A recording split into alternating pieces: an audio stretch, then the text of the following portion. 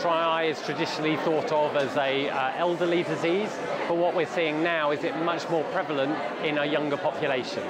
And what we believe is with their use of apps and screen time, that actually when you're concentrating very hard on something, you blink less often, and also you only do a partial blink.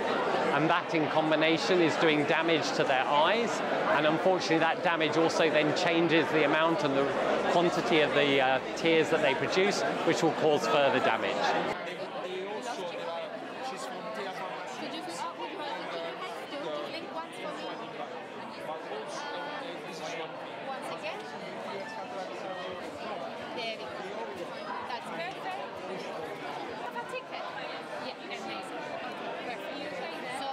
Quite often it's treated as an annoyance rather than a proper disease, and of course our secondary care in hospitals just don't have the time to deal with it.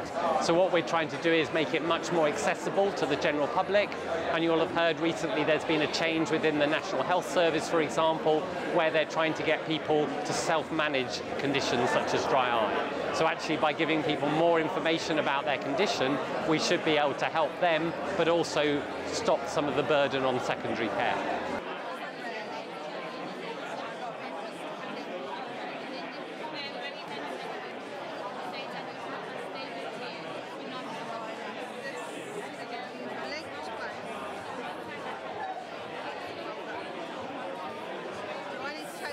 Whenever you feel the need to blink, that would be the time when you need to stop.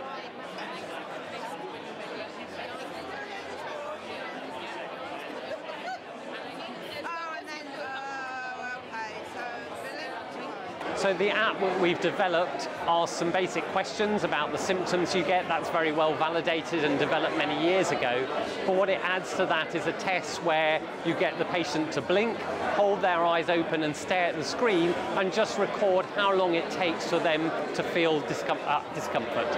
And we repeat that 3 times, and some research that we've launched just today shows how well that correlates to our very complex clinical testing that we can do to prove the diagnosis of dry eye.